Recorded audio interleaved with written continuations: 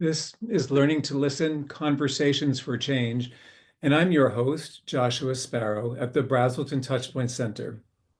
To find out more about the Brazelton Touchpoint Center and Learning to Listen, just go to brazeltontouchpoints.org and click on Learn with Us, and look for Learning to Listen in the Conversation section. There's also a link there to our archive of Learning to Listen conversations over the years.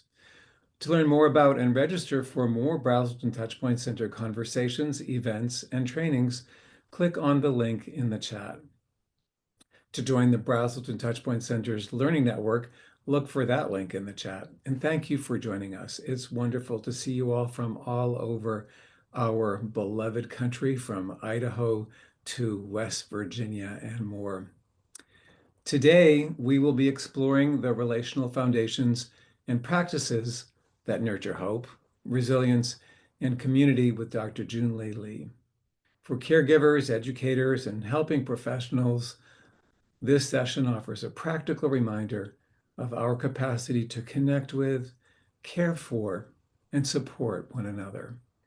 But first, a bit of information about today's Learning to Listen episode. Almost 700 of us have registered for today's webinar, so please do let us know about you, where you're from, and what you do in the chat.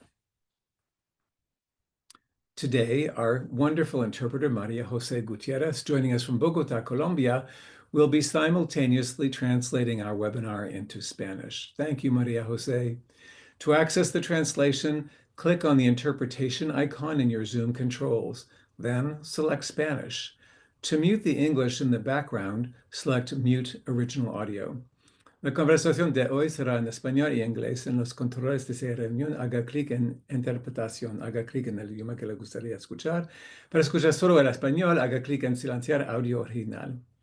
To turn closed captioning on, just click on the closed caption icon in your Zoom controls and select Show Subtitle. You can adjust the size of those subtitles too. Please use the chat feature if you have a comment to share or need help with a technical issue. If you'd like to receive a certificate of attendance for today's webinar, please be sure you complete the feedback survey. That survey will open in your web browser when the webinar ends at the top of the hour, but you'll also receive a link to the survey tomorrow in our thank you email to you. Before we begin, I want to thank our sponsors, the Burke Foundation, and our fabulous Brazelton Touchpoint Center production team, Isabella Mantilla, Michael Accardi, and Suzanne Okasik, for all they do to make this possible. And now it's time to introduce today's guest, Dr. Junlei Li. Dr. Junlei Li is Salzant's Senior Lecturer in Early Childhood Education and Faculty Co-Chair of the Human Development and Education Program at the Harvard Graduate School of Education. His research and practice focuses on understanding and supporting the work of helpers, those who serve children and families on the front lines of education and social services. Professor Li studied and learned from a wide range of developmental settings with low resources but high quality practices, including orphanages, childcare settings, classrooms, and community youth programs. He developed the simple interactions approach to help identify what all of us ordinary people do extraordinarily well with children in everyday moments, and made that the basis for promoting positive system change. Dr. Li's work is significantly influenced and inspired by the pioneering work of Fred Rogers, creator of Mr. Rogers' Neighborhood. He previously served as co-director and Rita M. McGinley Professor for Early Learning and Children's Media at the Fred Rogers Center at St. Vincent College. Dr. Junlei Li, thank you so much for joining us today for your second appearance on Learning to Listen. Hi, Dr. Sparrow. It was so nice to be back here. I remember the first time in 2019 in a back room at your center, and now we have this whole system. I was thinking back to the last few years. I mean, since 2019, we've had a global pandemic. We've had two contentious national elections here in the country, and we have multiple wars that happens around the world.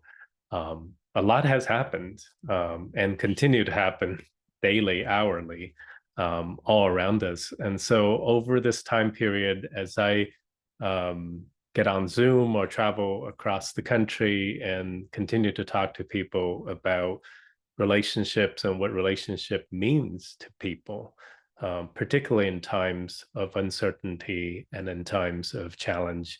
I think these conversations have reshaped kind of how I think about relationship and how I understand relationships to be. So I'm thrilled to have the opportunity to come back, to talk to you, to engage with everyone who's tuning in as we think about what does relationship mean in this context. I wanted to share first just something that I just saw yesterday. So I often teach in the morning, so I commute on the bus. And if any of you have ever been to Boston area, commuting during rush hour is not a particularly relaxing thing. And if you've been on public transit of any form, you can imagine, right? Like a lot of people on headsets, a lot of people looking at their phone. And I'm usually one of those people kind of pretty much absorbed in my own world. And I noticed kind of halfway through my commute, like there's almost like a quiet, like a moment of quiet and calm that came into the bus, and I didn't know what that was. And then I realized the bus had stopped, but stopped longer, right, than it typically would as it rushed through stop to stop on the commute distance. And then when I looked up, I noticed that the bus had stopped. An elderly lady on a walker was coming onto the bus, and she was moving very slowly, so everything was stopped in that moment. And then I noticed something. It's so simple, but it was so extraordinary, right? So if you ever been on public buses, like sometimes, like almost as soon as you get on, before you can even swipe, right, the bus moves again because it's trying to stay on time.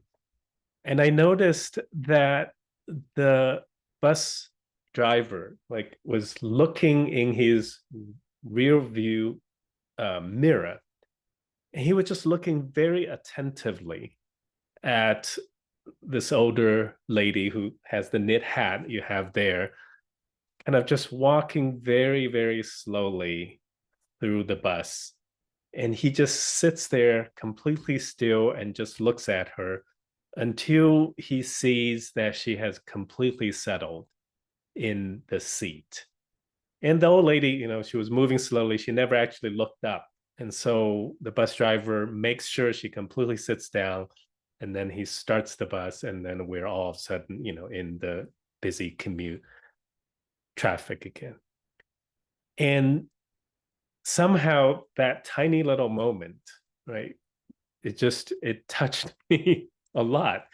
No matter what else is happening, right? No matter, everyone has their own things on their mind. Everyone's glued to their phone because there are other more urgent, important things.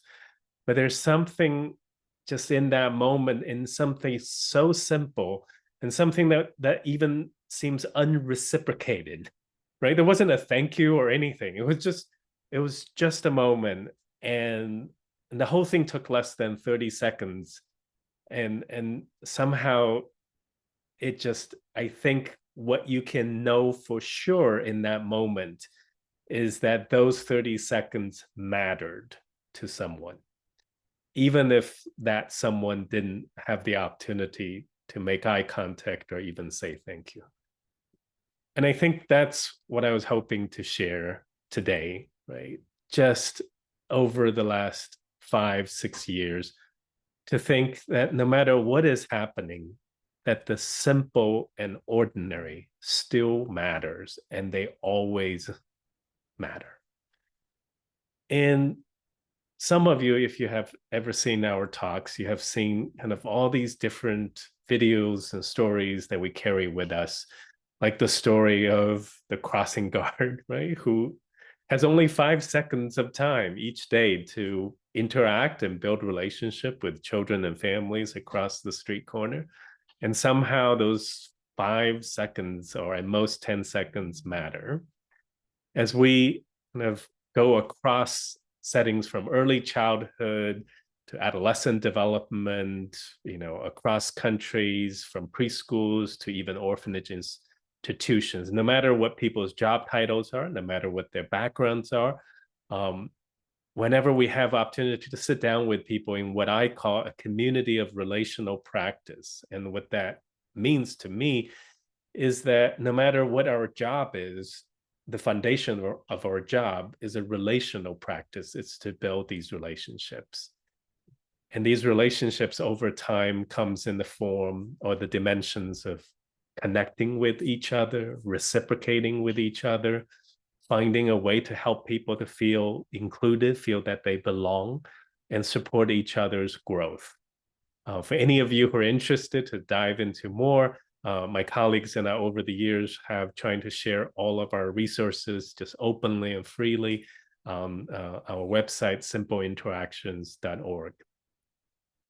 But over the last 5 years, we have also joined colleagues from across the country, including Brazelton Center and others, in an effort to think about how do we continue to draw attention to the foundational importance of relationship, but then at the same time, how do we make relationships matter, right? Not only in everyday practice, but in policy, in funding, in public infrastructure. And that work is emerging around this phrase that we call early relational health. There are lots and lots of resources. The website Nurture Connection, which is another clearinghouse of professionals, advocates, family leadership kind of from across the country, thinking together about this idea. And I won't repeat, right, what are resources that you can download and read, but I wanted to share some of the things that I think meant a lot to me as I listen and learn from my colleagues. One is this affirmation that healthy relationships, the kind of relationships that supports human development, whether for a baby or even between adults, are made up of these simple everyday interactions, right? These very basic building blocks. They're not things that happen by magic or by matching exactly the right people together, but somehow through simple, ordinary, routine, even chore-like interactions that we build these relationships.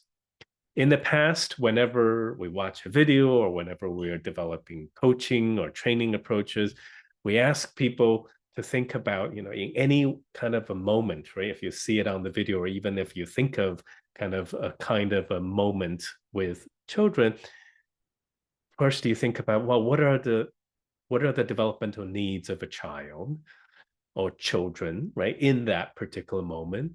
And then you think about, well, what is within the grown-up's capacity, right, in that moment to provide something that can match the needs of the child. Now, no one person can match everything that a child needs at a particular moment, but all of us have capacity to match something that the children need. And in interactions, however small, right? Whether it could be as simple as a diaper change interaction or feeding or changing or bathing. In these tiny little interactions, when some part of the need and some part of the capacity meets, and they seem to match, even for a split second, right? Then we have an interaction, and we like to call this a developmental interaction. That it's a tiny little interaction that contributes to the development of the healthy relationship. And so in our work, we developed this simple interactions tool, and a lot of volunteers help to translate into different languages, to help to capture kind of, even in the tiniest moment, how do you see that? Now, as we think about something like this, we couldn't help wondering, right? But what if we sometimes just don't know what is it that children need, right? When we care for children, when we teach children, and I'll extend that to our work with grown-ups as well, right? None of us in the professional field can say that we know everything there is to know about a child, about their past, about their present. When we support families, right, we try to get to know the family, but none of us can claim that we know everything there is to know about the families. And when things happen around children, when things happen around families, none of us have the full expertise to know exactly what is it that the children need. So what do we do? Right? Like, how do we put ourselves into these simple and ordinary interactions? How do we even begin to understand the needs of the children when we just don't have access to that information, or we don't have the time, and we sometimes don't have the knowledge to piece it all together? Well, over the last few years, as we travel around the country and across different contexts, it made me rethink kind of how we can go about something like this. And I just wanted to share the thought, which is that what if, like, if we can't go top down on that picture, what if we go from bottom up, right? What if we trusted and had faith in the kind of interactions that happens in families, in our communities? And what if we can learn from these interactions, right? So, for example, a lot of my work involving going into very small childcare centers, like a family childcare provider, to shadow and observe a caregiver that's been doing this work for 10, 20, sometimes even 30 years.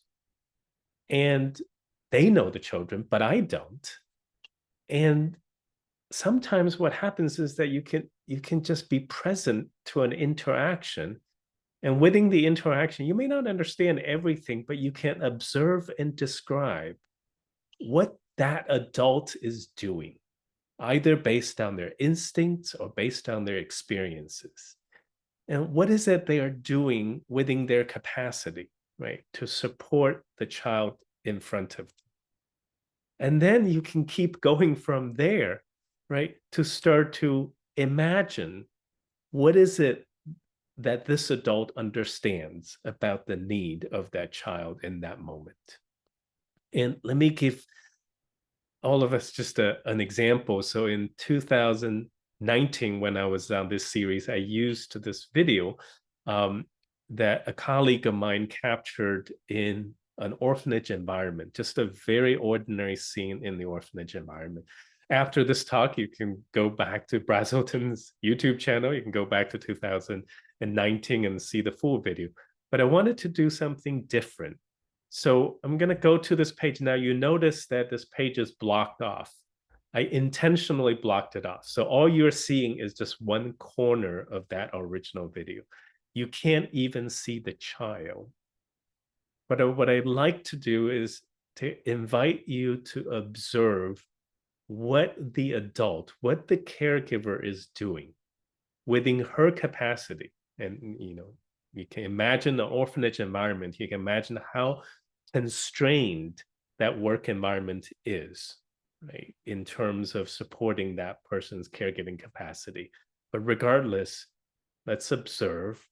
And I'm just going to play the video once.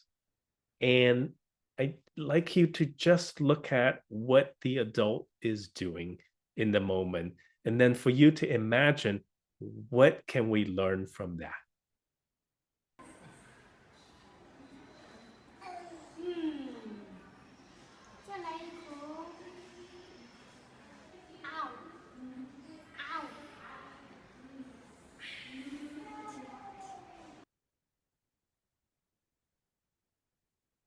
So let me go back and let's try this one more time because the video is so quick, right? It's just 15 seconds of a daily caregiving routine in one of the most difficult early childhood settings one can imagine, which is in an orphanage environment.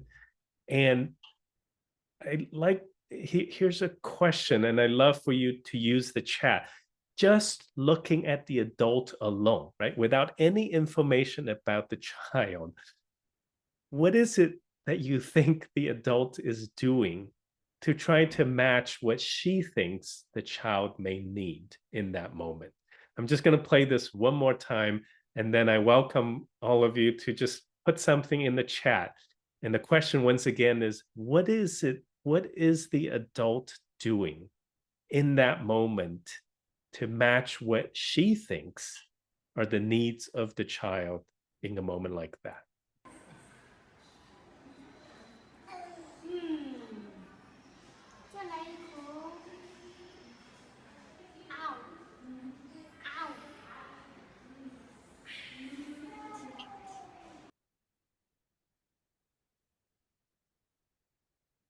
So I'm going to take a second to read all the interesting responses that's coming in the chat. And I'll give you a chance to read that as well.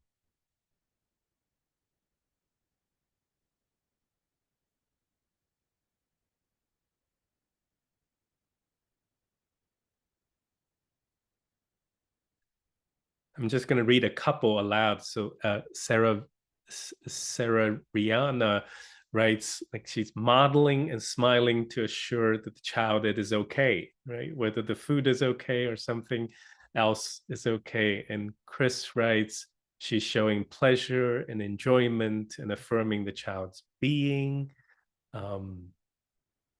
Louisa writes, there's a call and response, right? From the sounds, the facial expressions, the smiling. And Aram writes, reciprocating, responding to the child's expressions and emotions, even though we can't see the child's expressions and emotions, but you can tell that she's responding to them, right? Let me see. Melissa writes, mirroring, making the mundane playful, right? Meeting the child where they are, right? And Thomas adds the very practical part, right? The child may have reacted to the temperature of the food, so the caregiver cooled it before taking it forward. Right? And I like Tessa's one simple conclusion, speaking the same language. And Tessa puts language in quotes, which I imagine that these are language not just with words, right? But with everything else within that caregiver's capacity. Now, when you watch that caregiver, right? When you watch how she exercises her capacity, and if you were to imagine a little bit like what is her work like, right? I work in orphanages a lot, and often these infant ward caregivers, they have somewhere between 25 to 35 infants and toddlers to care for at the same time. And during the day, often that whole ward would have a staff of 2. And within something like 30 minutes and 45 minutes, the feeding has to be done, right? And so researchers in that setting would call this assembly line structure, right? Which doesn't really give people that much time to do anything. And so what is incredibly remarkable is when we go into settings like that, and then we see not all caregivers, but some caregivers, right, who believed in so much that their presence mattered, that they would just give all of themselves to these moments, knowing that in that environment, these interactions over routine chores, caregiving, are the only interactions that most of the children in that setting would get. And they don't know a whole lot about return on investment or brain science. If the children are adopted or sent in foster care, they might never see a child again. but they believing it because they believe in the moment, right? Like they don't know what that moment means 10 years down the road, but they know that moment mattered, right? In that particular second or 15 seconds and so on. And so as we work with communities, as we work with families, particularly communities and families and places that we don't have a lot of understanding of, what we find is that we can actually trust the capacity of the adult and to carefully describe and observe and reflect on the capacity of adults and what they're doing as a way to understand how they understood the needs of the children and how they, within their very limited resources, try to match and some of the needs that the children give, even if they couldn't do everything that they wish or they hope to do for the children.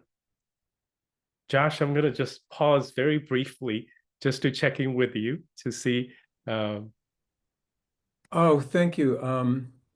So I would almost take it even a step further, um, because in the research on the earliest interactions, that goes back at least to the 1970s, and I think many folks who have tuned in today are familiar with the face-to-face and still face research that Barry Brazelton and Ed Tronick did back then. Um, One of the really key findings was that the learning that happens, even with very little babies and their adult caregivers, is in the mismatches. So it does take this kind of attentiveness to have the learning happen, but it's also reassuring to know that none of us will always be in perfectly corresponding matching states, second to second, right? They're going to be, in fact, in the research looking at video of little babies and adults, every 3 to 5 seconds, there was a mismatch when baby and caregiver tuned out or tuned in elsewhere and weren't in matching engagement. And the learning happens in the noticing, oh, I lost you, or I went somewhere else. What happened? Where did I go? Where did you go? And how do I get you back?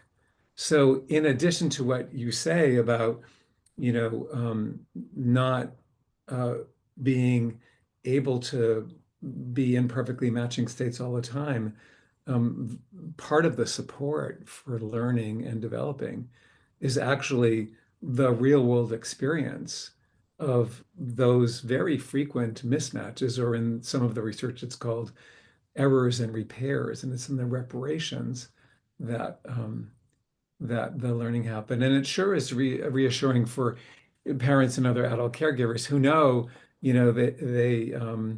they can't be tuned in 100% of the time, all the time. And in fact, there's some research that suggests that um, when adult caregivers consistently, let's call it overmatch, overmatch, like try to match all the time, their children never have the experience of regulating themselves in those periods of being mismatched and of finding their way back to the next moment of connection.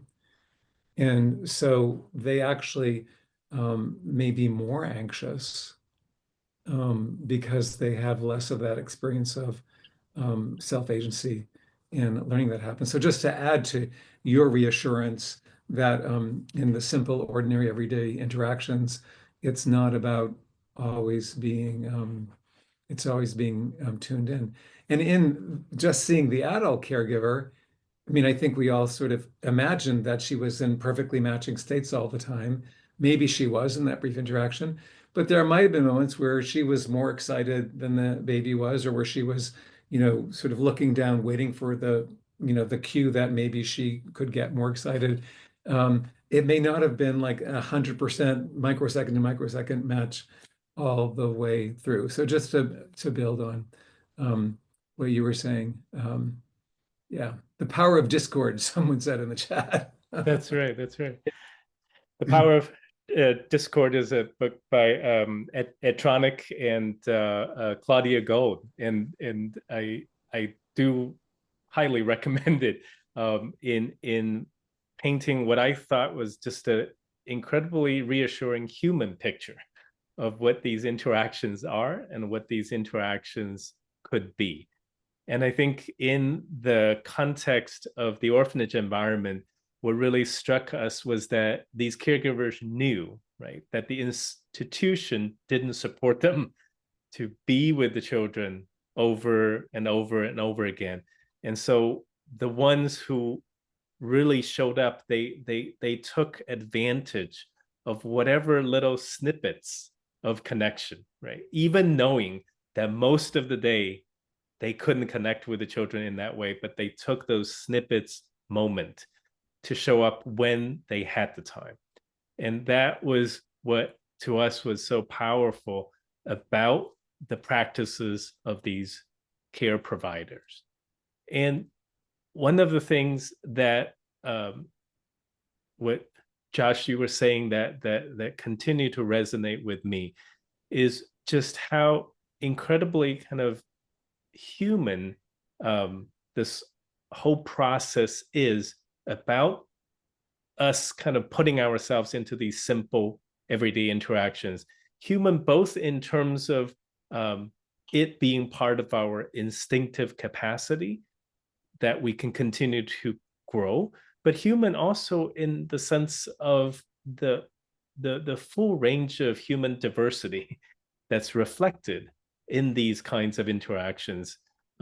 So one of the things that both helped me, and as we continue to talk about it, seemed to help other people to think about this in this kind of culturally diverse context, is this idea that if you looked at caregiving, right, not from, let's say, the primarily European or United States perspective, but you follow people's caregiving like anthropologists would, and you go around the world to look at their work, what the anthropologists over time would argue is this idea that whether or not there are this one right way, right, to interact with a child, this one right way to provide care to a child, that is highly debatable.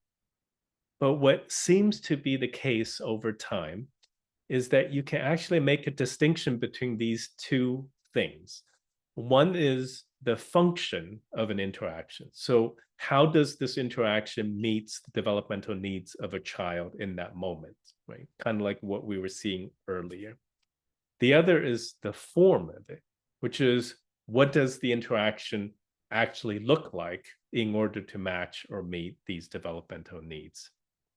And the one principle that I have found to be really helpful to think about and to be open to the many different ways that interactions could happen is this idea of universality without uniformity. And I think what that means is that the function that are being met through interactions with children all around the world, right? That part is universal. That children need interactions, children need these connections with human beings. However, they don't have to look exactly the same way, right? The form in which it takes, even the frequency with which it takes, or whether it's verbal or nonverbal, the form can take on many different shapes. And thus this idea of universality without uniformity. And I'll just pop up these two references for anyone who's interested to dive deeper, to read more about it. These are debates among groups of developmental anthropologists who study caregiving all around the world, thinking deeply through this idea, right, of how do we hold on to the universal, but at the same time being able to understand in culture, in context. And this goes beyond just interactions themselves, right? So one body of work that has really informed and shaped the work my colleagues and I have comes from the effort that is very appropriately called HOPE, standing for Healthy Outcomes from Positive Experiences. The HOPE initiative is led by Bob Segi here at Tufts University. Bob and his colleagues from around the country continue to build this idea. And I'll just briefly summarize it, but I invite all of you, if you don't know about the HOPE work already, to just visit their website and check it out. But what the HOPE work provides is this empirical basis for understanding and thinking about positive childhood experiences, or what they called PACEs. Now, for most of us in the field, for at least the last 3 decades, we hear and talk a lot about ACEs, the adverse childhood experiences. But the PACEs work, right, is finally kind of what I felt was the counterweight to what we've known about ACEs. And what the PACEs work show more than anything else is that these positive childhood experiences can counter, right, can serve as a counterweight to the adverse childhood experiences, even if the adverse childhood experiences are present.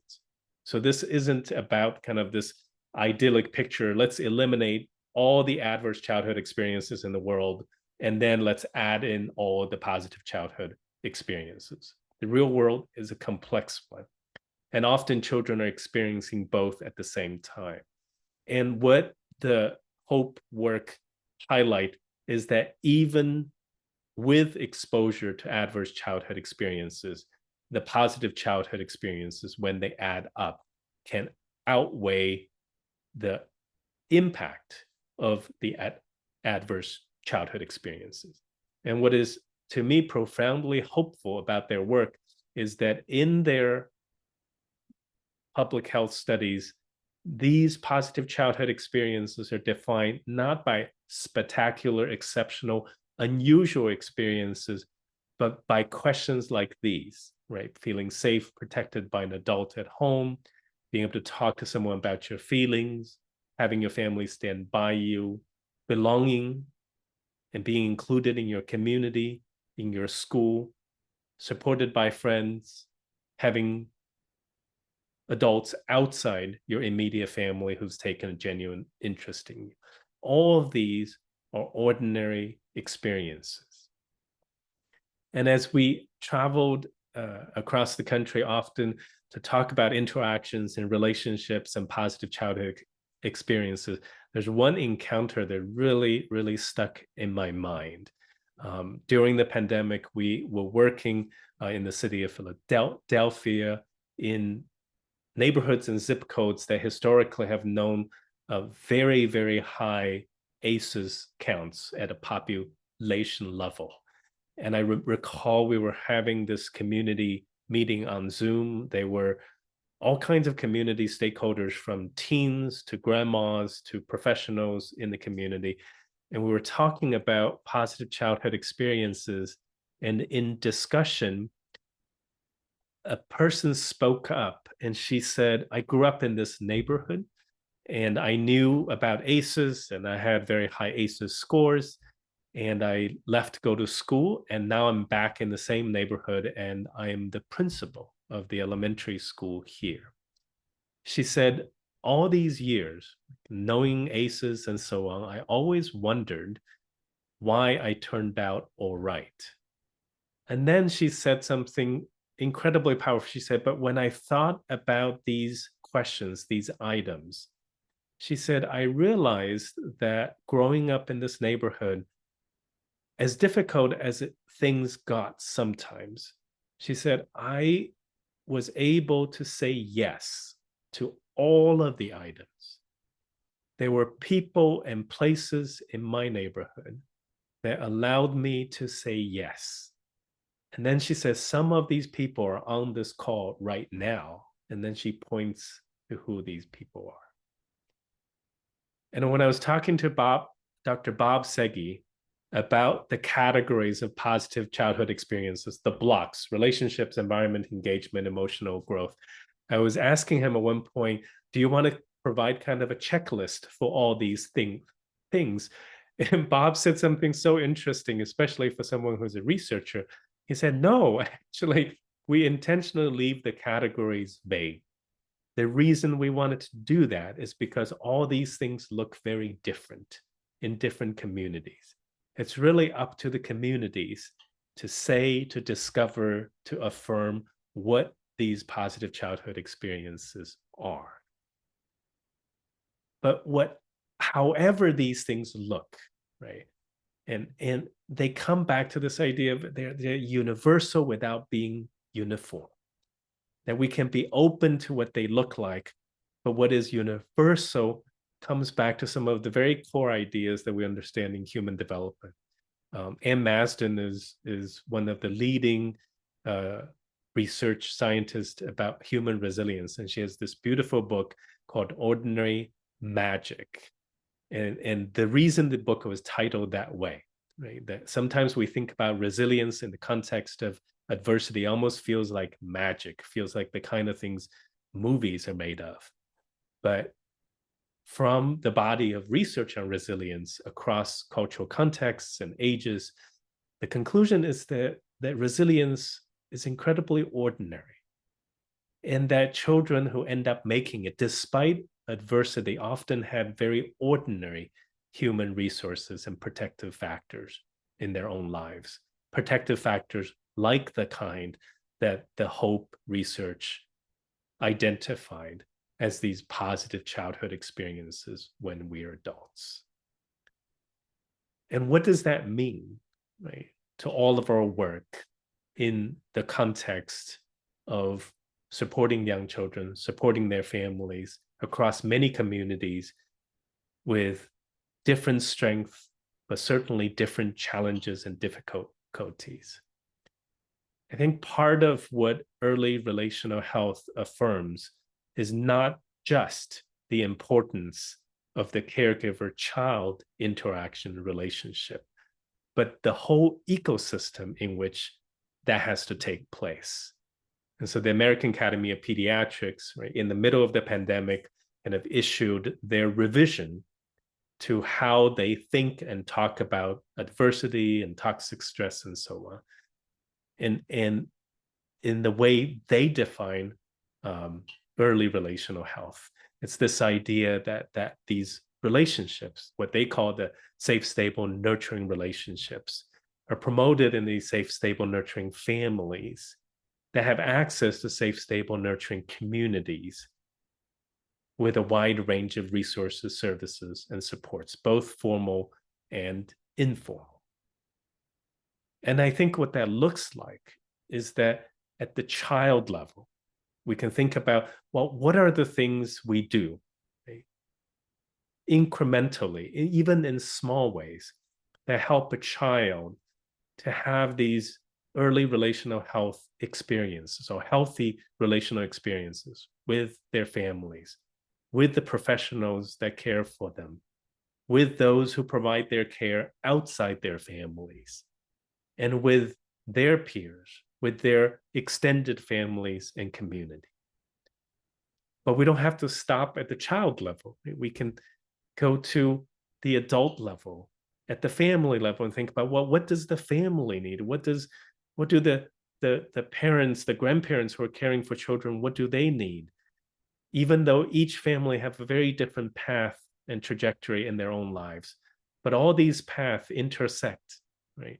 The work that we do, whether we're in healthcare, whether we're in community settings, providing public spaces and communities, whether we are in the early child care and learning and early intervention fields, or whether our work is family support or infant mental health and so on.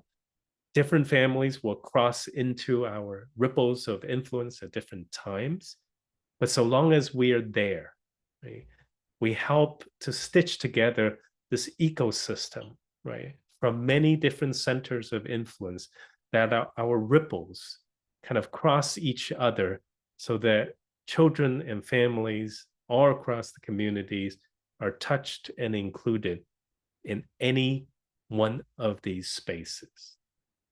Now, none of us, right, as we sit where we are doing our work, can create the entire system. And sometimes when it is challenging all around us, when the challenges sometimes seem to escalate or become even unpredictable, it's hard to almost trust, right, that the simple and ordinary and the small things continue to matter. And I think about kind of what that ecosystem looked like, even in the real world. Um, I think about this is something that, especially here in the New England area, in Boston area, um, often you can see if you start driving towards the sea. They are these kind of unglamorous spaces, like right in between the sea and the land, that are called the marshes or the marshlands. Now, environmental advocates all around the world recognize how incredibly important the marshlands are in protecting, right, plant lives, animals, and human beings and human communities who are closest, right, to feeling the impact of storms and hurricanes and tsunamis and so on. And marshland, of all the landscapes around the ocean, looks most ordinary, most mundane, right? And a marshland can't stop the tsunami, the surging waves. But what it does is that it serves as a buffer zone, right? It significantly slows and weakens whatever the impact that's coming in on one side, and therefore become a protective buffer for everything else that's in marshland as well as on the inland side of it. And I wonder sometimes that while each of our work may be incremental, small, mundane, even routine, but that collectively, that those little tiny little things we do, right, with the child, with the family, even with each other, serves as the kind of marshland buffer zone, right? No matter how severe the storm that is coming on the other side. Let me just stop here. And I'd love to engage in discussions and conversations with you all. Thank you so much, Junlei. There are so many enthusiastic comments in the chat. Many folks are really excited about the idea of positive childhood experiences and really interested in your comment about how one can turn out okay or even pretty darn good with a lot of adverse experiences in early childhood. I think a lot of us can um, identify with that. So one person actually asked if you could go back to the balance slide. And I think that was the positive and adverse child experiences Sure. slide. And that might be an opportunity for you to say more about how you think that works. And while you're looking for that slide, I'll just add that what I've come to think about in terms of early childhood trauma is uh, you can't ever forget it if you remember it, and eventually, you probably will if you have forgotten it. And you can't erase it. You can't turn back the clock. You can't make it go away.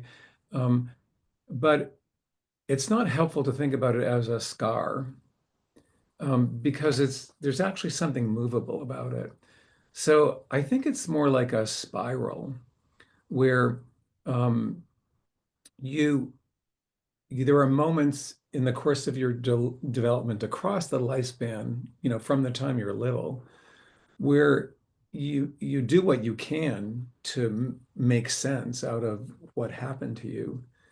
And then you have to go about the business of growing the rest of who you are. And if you're, if you're only focused on the thing that happened that was hurtful to you, which is sometimes I think where therapy goes off track in unhelpful ways, you don't get to grow the rest of who you are. So your wonderful slide with the ripples of all of these different places where we develop are the places where we can grow the rest of who we are, so that the thing that or things that happen to us can be reconfigured and not occupy the same space. So you grow the rest of who you are, and then you develop new capacities to be able to again go back around the spiral of making sense of what happened, and have the thoughts that are confusing for you and straighten some of them out using whatever new developmental paths you have. And then you go back out there and keep on growing and learning, and grow the rest of who you are, and you circle back around. And I think that goes on throughout life. So it's not to say that there's anything good about, hard things happening to little kids, but there's a way of thinking about how we learn and grow and develop throughout our life course to make sense, and then to reconfigure or change the space within ourselves where we hold the hurt. And that then changes the way we engage in our relationships and with all of the places where we're rippling and being rippled to. So it's my own little sense of the spiral of the spiral of learning and growth. Friend of mine said maybe you never really heal. I'm not sure I agree with that, but there's something that can happen that I think it helps us understand how you can turn out pretty good or even pretty darn good despite the hard things Right. that happen. That's right. I think one of the challenges over the years that when we work with helping professionals across many different fields, right, is to have this tangible, concrete feeling that we're making a difference, especially as the challenges seem to accumulate and build. Josh, you mentioned, kind of going back to this particular slide. I think my own understanding of that actually doesn't even focus on the child.